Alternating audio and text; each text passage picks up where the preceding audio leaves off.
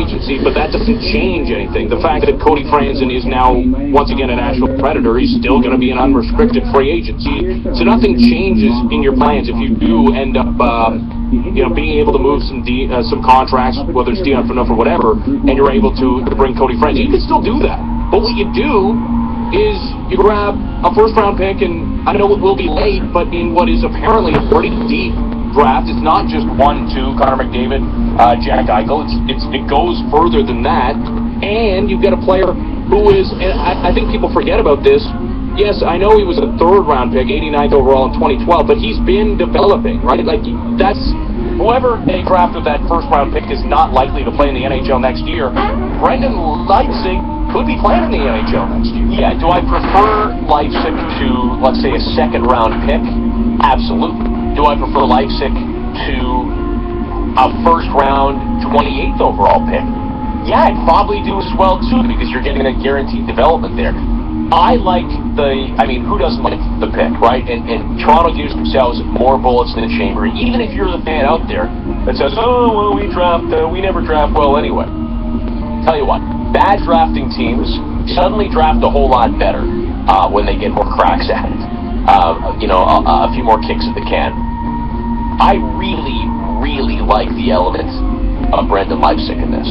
Now, he's a guy that I've seen play earlier in his career out in Portland in the Western Hockey League. And comes from a good program, the same program that was, Sven Baertschi, Nino Niederreiter, Ryan Johansson, and all these guys.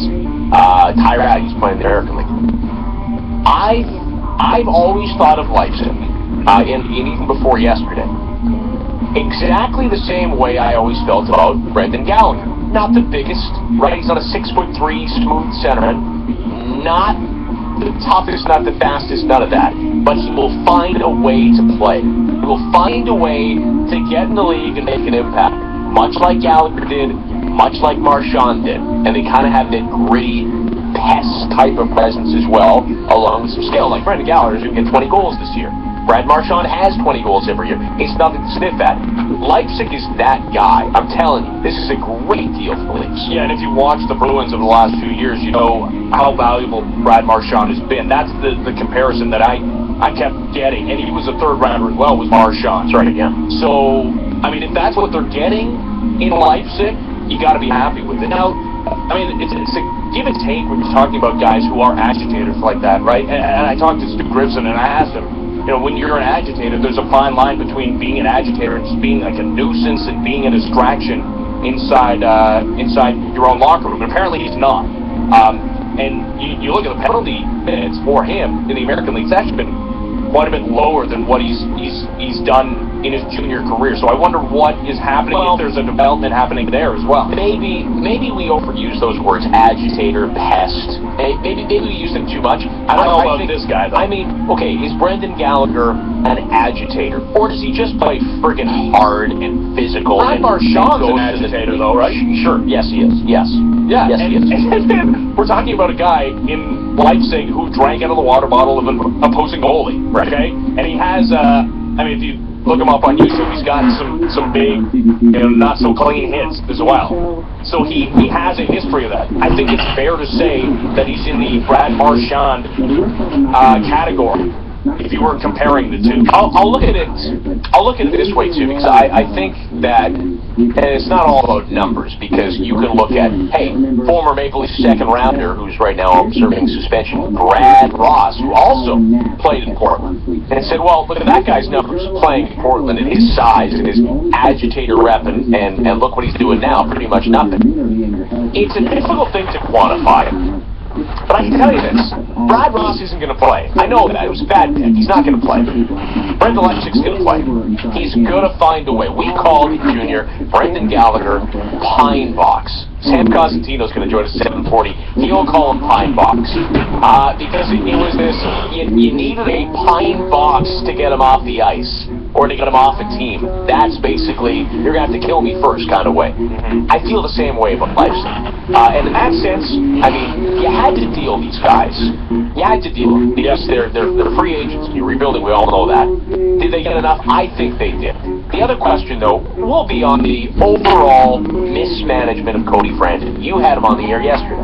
Yeah, we did, and there was a newsy element to it. First of all, general sense of the guy, and I think it was probably the first time I've actually talked to him. Seemed like a very genuine, very nice guy, but at the end of it, we did ask him, because mentioned he's an unrestricted free agent, and the door is not closed on him re-signing here in Toronto. Everybody says that, though. Do you actually believe that?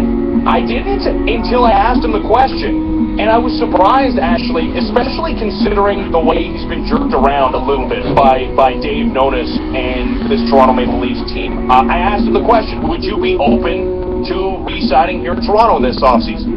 Yeah, absolutely. I mean, obviously going to Nashville now, that puts me in a different situation. I mean, you go to a team like that and if things go well, you never know what can happen. I mean, Nashville's a place that I've been before and I really liked it there, so we'll see how that goes. And, but if it does come down to that point of me being ready to hit the open market, I'm definitely going to listen to Toronto on the phone. I mean, I've always said this is the place that I'd like to be, and it is. If Toronto wasn't in play, if that situation came up, I would definitely listen. That's kind of surprising to me. It really is. What's he going to say? No, there's no chance of coming back? No.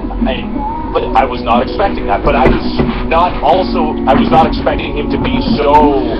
I thought he was kind of effusive in his praise or in his speculation of returning and saying, "Oh man, it was a dream, and I loved it in Toronto, and I'd be very, very open to returning." He could have just said, "Yeah, I'll listen to anybody."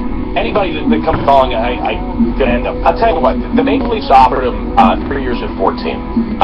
They knew it was a low ball, and he said no. Understandably so, and even understandably so if you're the Maple Leafs, because hey, you're going to get a deal done and get some young assets coming back.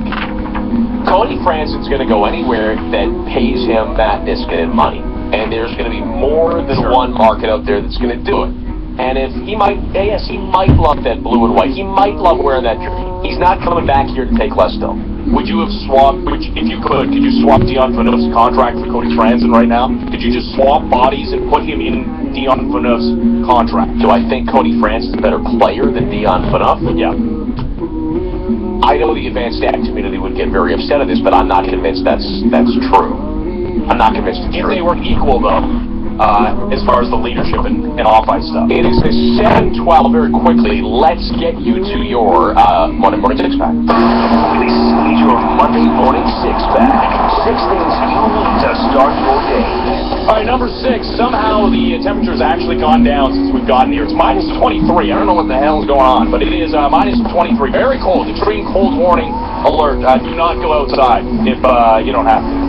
That's my advice. Number 5, it's Family Day. Afternoon hockey in the city. Connor McDavid, Erie Otters in Mississauga play the Steelheads. That goes to 2 o'clock. Marlies host the Binghamton Senators at 1 o'clock. That goes to the air.